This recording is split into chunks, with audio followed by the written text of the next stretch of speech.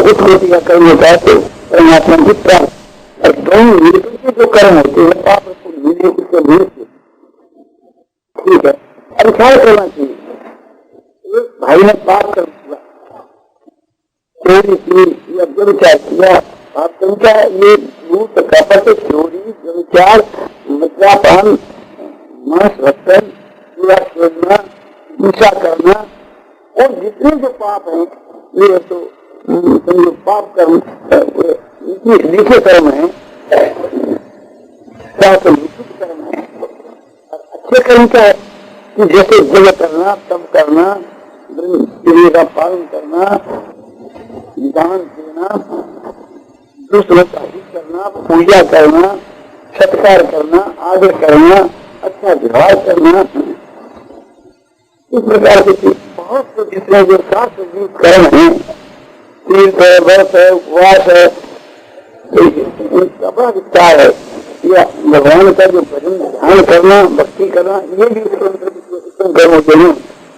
तो ये शास्त्र की कर्म है, उत्तम कर्म है, इसका उत्तम फल है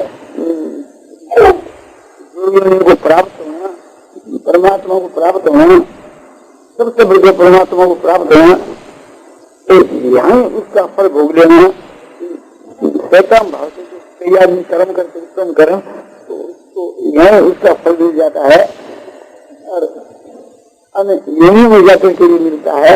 इस प्रकार से अपने जिस उद्देश्य से जिस भाव से कर्म करता है उसके अनुसार उनकी गति होती है। तो कर्म जो करता है उसके दो रूप होते हैं, एक तो वृत्ति रूप है और एक है फल देने के योग। उनके दो रूप होते हैं। फल क्या होता है कि जाति आयु होगा, ये योग शास्त्र में बता है। इसके होते हैं जाति आयु और फल, योग दर्शन, योग दर्शन। जाति मैंने योनि पशु पति कीर्तन जाति, आयु माने इतने वर्ष को संसार में जीकर रहेगा और भोग माने सुख, पाप का फल है तो दुख और पुण्य का फल है तो सुख, सब ये नहीं मिलता। उनमें प्रधानता है एक सुख प्रधान योनिया, एक दुख प्रधान। पशु पक्षी कीर्तन ये दुख प्रधान योनिया है और इसकी ये सुख प्रधान नहीं है। और मनुष्य के बीच में सुख और दुख दोनों मिले हैं। अब ये विचार करना है तो इस प्रकार से कि ये जीवात्मा इस शरीर से निकल के दूसरे शरीर में जाता है, सभी बात सच्ची कहते हैं। इस प्रकार से है कि जो मनुष्य कर्म करता है, जैसे चोरी करता है, पाप कर्म चोरी करता है तो चोरी का फल है दंड, या तो इसी रोग के मां उसको चोरी का दंड तो मिल जाता है।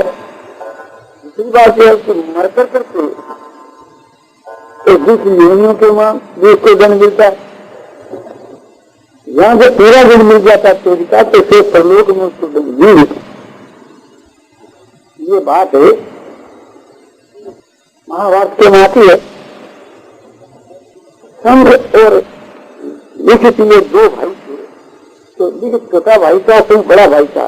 तो लिखित ने अपने चोरी कर ली अपने भाई के बगीचे में। तो भाई ने कहा कि तुम की राजा राजकोषर के पास जाकर तुम दंड ले लो, तो बस तुम्हारे को यमराज के यहाँ नहीं जाना पड़ेगा, तो नहीं तो परलोक में दंड मिलेगा। तो राजा सत्यार्थी के पास जाकर के उसने सारी बात कह दी। वो राजा ने दंड दिया कि उसके हाथ काट डाले। और उसके भाई ने दया करके थे, कहा कि तुम पिताजी का तर्पण करो। उसने जाकर के बहु का तर्पण किया, उसके हाथ वापिस आ गए। मेरे भाई से कहा कि आपने इतनी शक्ति है तो मुझको आत्मदंड क्यों नहीं दे दिया? बोले नहीं, दंड देना राजा का काम है, दया करना ब्राह्मण का काम। तो मैं अपने सबके भर के तुम्हारे हाथ वापिस भेजिए और दंड देना मेरा काम नहीं।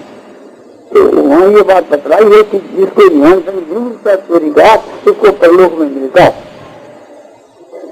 अब फिर याद करना चाहिए इस बात को पहली बात तो फिर ख्याल करना चाहिए। तो एक तो जैसे चोरी कर्म है, तो चोरी के जो दो भेद हुए, एक दंड उसको मिलना और एक चोरी की आदत पड़नी। चोर लोग चोरी करते हैं और उनको दंड मिलता रहता है, फिर वो चोरी की आदत किसमें रहती है, वो है वृत्ति रूप संस्कार। एक वृत्ति रूप संस्कार और एक फल भोग रूप संस्कार, दो प्रकार के संस्कार पड़ते हैं।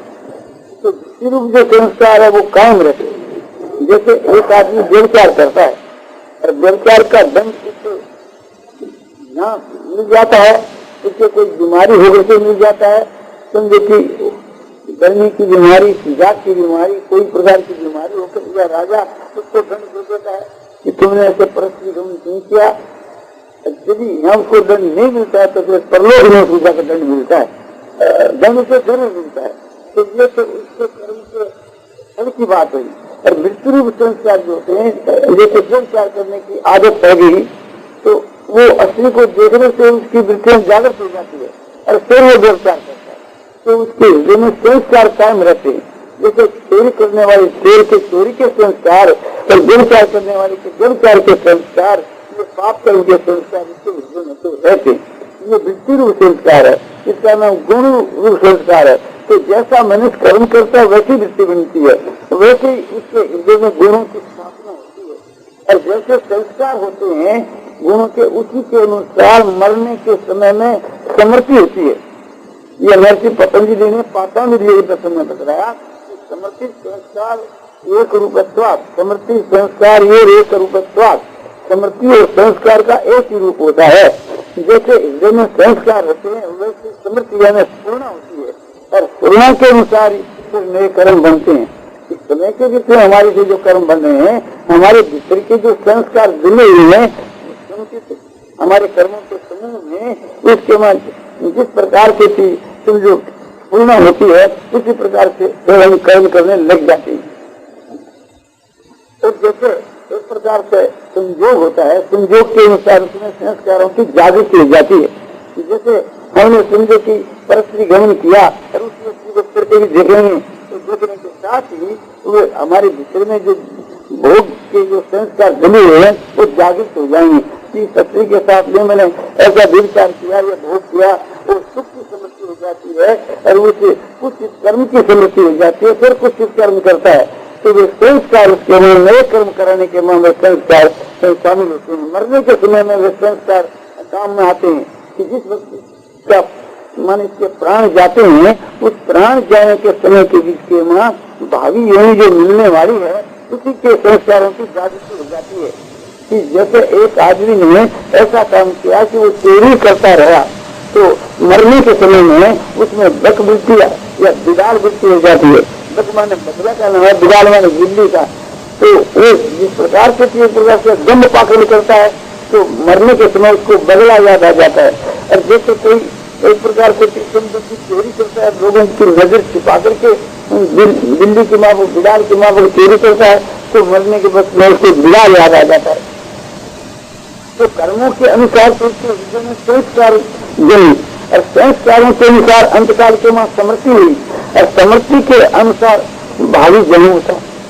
और भावी जन्म किस प्रकार से होता है कि ये इसका स्थूल शरीर है, इसके भीतर में एक सूक्ष्म शरीर है, उसके भीतर में एक कारण शरीर है। स्थूल शरीर तो यह है कि जो आप लोग वर्तमान में देख रहे हो, सूक्ष्म शरीर वह है रात्रि के स्वप्न के विषय में जो सपने के संसार के आपने सैर करता है, सपने के संसार में भ्रमण करता है। ये तो हमारा शरीर यहाँ इस जगह पर या खटिया पर सोया हुआ है और स्वप्न में समझो हमारा मानसिक शरीर सब काम करता है। तो वो मानसिक शरीर है, वो सूक्ष्म शरीर है और मर करके जाता है तो सूक्ष्म शरीर से ये जाता है, स्थूल शरीर में यहाँ ही रह जाता है। सूक्ष्म शरीर निकल करके यहाँ से विदा होता है। तो ये स्थूल भी हमारा मनुष्य का है, सूक्ष्म भी मनुष्य का है और कारण भी हमारा वर्तमान में मनुष्य का है। क्योंकि मनुष्य योनि में है, रात्रि में हमारे को सपना आ जाए तो मनुष्य ही हम अपने को देखेंगे, कभी पशु पक्षी नहीं देखेंगे। कोई भी आदमी को ऐसा सपना नहीं आएगा कि सपने में भी अपने को पशु के रूप में देखे या पक्षी के रूप में देखे। और कारण शरीर जो है वो एक प्रकार से हमारा सुसुप्त की अवस्था में है, उस सुसुप्त की अवस्था के कार्य स्वरूप में हम विलीन होते हैं। फिर उठ करके फिर अपने को मनुष्य देखते उसमें हमारे को कोई ज्ञान नहीं रहता, कारण शरीर में ज्ञान नहीं रहता, वहाँ मन बुद्धि विलीन हो जाते हैं, इस वास्ते ज्ञान नहीं रहता। तो ये तीन अवस्था आपको बताई। अभी ये बताया जाता है कि मरने के बाद किस प्रकार से जाता है। तो मरने के समय में जिस प्रकार से हम जन्म भर में कर्म करते हैं, उस कर्मों का जो समूह है, उस समूह के अनुसार उसमें जो प्रधान चीज है जिसमें हमने विशेष अभ्यास किया है, उसी के संस्कार की जागृति हो जाती है। जिन्हें हमको देवता बनना है तो देवता की जागृति हो जाती है, और जिस समय के विषय में जिसको जो बनना है पशु पक्षी कीट पतंग आदि उसी संस्कारों की जागृति हो जाती है, उसी के अनुसार यहाँ से वो जुड़ा होता है। अब ये ख्याल करना चाहिए कि संस्कारों के अनुसार ही जागृति हो जाती है कि नए संस्कार भी बन सकते हैं। यदि नहीं बनते हैं तो मरने वाले को गीता क्यों सुनाई जाती है, भगवान का नाम क्यों सुनाया जाता है। ठीक है, ये दोनों ही बात है। जैसे रतन की सत्ता मध्य कृष्ण की रास्ता, ये जो गीता की 14वें अध्याय के 18 के श्लोक में बताया गया है, ये तो वो स्थिति है कि जो बहुत दिनों का अभ्यास करते थे, जो स्थायी स्थिति उसके अनुसार गति है। और इसके पहला और दो प्रकार की गति बता दी है, दो श्लोकों की हमारी सब प्रकार की गति बता दी है कि है तो वो दानशील अंत समय के बाद सात्विक वृत्ति होगी तो उसकी प्रथम सात्विक की गति होगी, है तो सात्विक अंत समय के बाद ताम की वृत्ति होगी तो उसको ताम की गति पहले होगी। जैसे हमारे शास्त्रों में आता है, भरत मुनि जो है, ये भरत मुनि बड़ा अच्छा पुरुष था, बहुत सात्विक पुरुष था, किंतु मरने के समय उसको मृग की स्मृति होगी, मृग के पालन करने से तो प्रथम मृग ऐसे बना। तो अंतकाल के बीच के वहाँ नई स्मृति भी हो जाती है। इसी प्रकार से कोई पापी आदमी है, अजान जो बड़ा भारी पापी था, और मरने के समय उसको नारायण का नाम याद आ गया, तो उसी वक्त के बीच में भगवान के दूत उसको लेने के लिए आए। उस वक्त वो मरा नहीं, फिर भगवान के दूतों से उपदेश मिल करके वो हरिद्वार में जाकर के भगवान की भक्ति की समस्या की, उसके बाद में उसकी मृत्यु हुई। तो ये ख्याल करना चाहिए कि मरने के समय के बीच के वहाँ वो बदल नहीं सकता है। तो किस प्रकार से ये समझती होती है कि जैसा कर्म होता है उनके अनुसार ही गुणों की वृद्धि संस्कार रूप से अपने ग्रंथ और गुणों के अनुसार ही मरने के समय में, संस्कार के अनुसार ही मरने के समय में समृद्धि होती है, और समृद्धि के अनुसार ही भारी जन्म होता है। तो प्रथम उसका ये स्थूल शरीर जो है, इसमें से कारण शरीर से सूक्ष्म शरीर से स्थूल शरीर, कारण शरीर वो की जो संस्कार रूप से हमारे हृदय में जो इकट्ठे हुए हैं वो है कारण शरीर, माने भारी जन्म का कारण है। इस वास्ते वो कारण एक प्रकार का शरीर है, वो एक प्रकार संस्कार इकट्ठे हो रहे हैं। भाई में जो मिलने वाला शरीर है उसके लिए संस्कार इकट्ठे हो रहे हैं, तो मरने के वर्ष में उसकी समृद्धि हो जाती है, वो सूक्ष्म शरीर हो गया, और सूक्ष्म के अनुसार से आगे जाकर के स्थूल होगा। इस प्रकार से जैसे कैमरा है, और कैमरे के आईने के सम्मुख जैसा दृश्य होता है तो उसी दृश्य को पकड़ लेता है, कहता 1 2 3, तो बड़ा तुम्हारा जो फोटो उठेगा। तो जिस समय में हम जिस रूप में होते हैं वैसे हमारा फोटो उतर जाता है। एक भाई अपना फोटो उतरा रहा था, और उसके समझो कि अपने नाक पर माछी बैठ गई, माछी, तो इसने फिर इस प्रकार से हाथ से उसको उड़ाया, तो फोटो उतारने के समय के बीच के वहाँ 3 इस वक्त उसका हाथ ऐसा है, तो उसका हाथ भी उसके मुख के ऊपर आप उतर गया। तो उसने कहा मेरा फोटो बना, तुमने मेरा फोटो खराब कर दिया। बोला हमने नहीं खराब किया, तुमने खराब किया है। फोटो उतारने के समय में तुमने अपना हाथ यहाँ लाया तभी तो यहाँ उतरा ना, तो उसमें याद आया कि यहाँ मच्छी मैंने उठाई थी। तो बोला मेरा फोटो बिगड़ गया, अब फोटो को दूसरा उतार कर दिया, बोले फिर खर्चा लगेगा। तो फिर हम उसको 10 रुपया 20 रुपया देंगे तो हमारा दूसरा नया फोटो और बढ़िया फिर फोटो लेकर के फोटो उतार देगा। किंतु ये मरने के समय हमारा ये फोटो बिगड़ जाएगा तो लाख रुपया खर्च कर देगा, फिर एक फोटो तो बदलेगा नहीं। तो हमको मरने के समय में खूब सावधान होना चाहिए। तो यहाँ कैमरा क्या है कि हमारा जो शुद्ध जो अंतःकरण है वो कैमरा है, और उस रूप में हमारी जो समृद्धि है, मन का जो संकल्प है वो फोटो के रूप में उतरेगा, और फिर फोटो के रूप में उतर करके और प्राण निकल निकलेंगे। तो ये ख्याल करना चाहिए खूब ध्यान दे करके कि इस समय में हमारा मनुष्य का शरीर है और हम भाग्य में कुत्ते के शरीर में जाने वाले हैं, तो क्या होगा कि एक मरने के समय में हमको कुत्ता याद आ जाएगा। तो कुत्ता याद आने से ही हमारे मन के भीतर के बीच में हमारा जो मन रूपी जो आईना है, अंतःकरण रूपी, उस आईने के वहाँ उसका संकल्प के रूप में कुत्ता है तो आपने बन जाएगा संकल्प का कुत्ता। और संकल्प का कुत्ता भरते के हमारे प्राण निकले तो प्राणों के मन है और प्राणों के अंदर हमारी इंद्रियां हैं और प्राण जो है 5 प्राण, इंद्रियां और मन और बुद्धि, ये 17 पदार्थों का सूक्ष्म शरीर होता है। 5 प्राण, 10 इंद्रियां, मन, बुद्धि, ये 17 का समूह इसमें निकल जाता है। और प्राण इसमें प्रधान है, प्राण इसका उस वक्त में शरीर है, जो है प्राण, वायु, मन, हवा निकल जाती है। ऐसा जो प्राण निकल करके अब दूसरे के शरीर में जाना है तो दूसरे का जो खाद्य पदार्थ है उससे ये समष्टि जो वायु है इनके 49 भेद हैं। ये वायु देवता भगवान के सब देवता है, दूत है। ये वायु देवता अपने अपने अधिकार के अनुसार उसको कुत्ते की प्रवेश करा दे, श्वास के द्वारा या अन्न के द्वारा या जल के द्वारा वो पेट में जाते थे, फिर वीर्य के रूप में वो बनता है और फिर पृथ्वी के योनि से बनता है और पृथ्वी का रज उसका वीर्य दोनों मिलकर के उस संचय में फंस जाते हैं। जो मानसिक संख्या, जो मानसिक शरीर, फिर उसका स्थूल शरीर बनता है,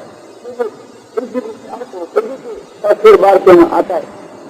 किसी योनि होती है, किसी योनि में 2 महीना रहना पड़ता है, किसी में 6 महीना, मनुष्य जैसे 9 महीना, 10 महीना, गाय को 10 महीना, इस प्रकार की जो भी योनि होती है उसी के अनुसार वो वृद्धि को प्राप्त होकर के फिर उस रूप में आता है।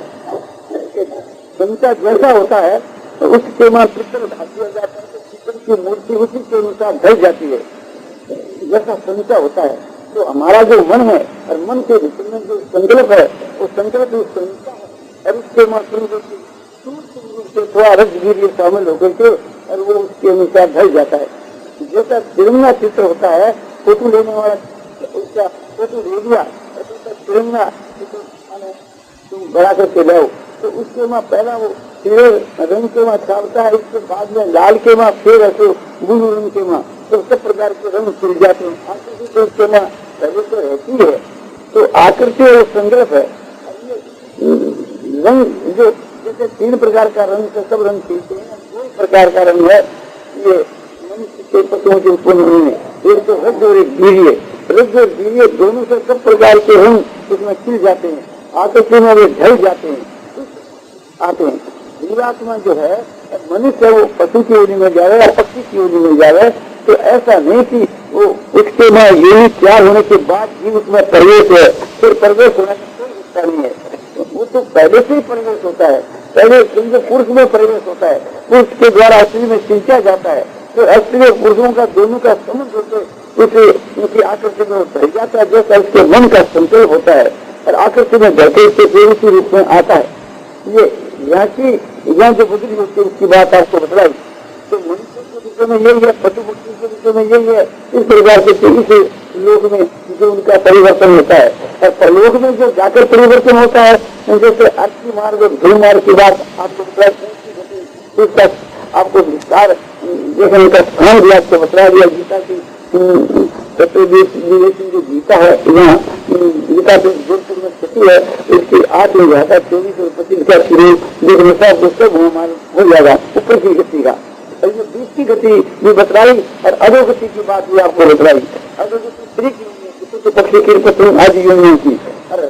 नर्क की जो बात है वो नर्क में तो महान पापी जाता है, उसके लिए जो आपने गौ प्राण आदि के में जो गति मानी गई है वो गति वहाँ देखने से आपको गौ प्राण के में आपको मालूम हो सकता है। इस प्रकार से 3 प्रकार की गति होती है और उनके 5 भेद हैं और इस प्रकार से जाता है तो कर्मों के अनुसार जाता है। ये करना भी ठीक है और गुणों के अनुसार इसकी गति होती है, ये करना भी ठीक है, अंतकाल की समृद्धि के अनुसार इसकी गति होती है, ये करना भी ठीक है। नारायण नारायण नारायण श्रीमन्नारायण नारायण श्रीमन्नारायण नारायण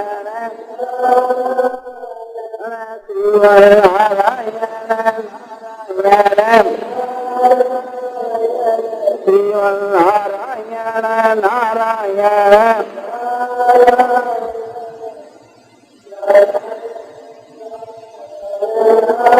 आनंद आनंद आनंद पूर्णानंद पूर्णानंद अपारानंद शांतानंद धनानंद धूरानंद नित्यानंद बोधसेवानंद ज्ञानसेवानंद आनंद धीरानंद शांति शांति शांति।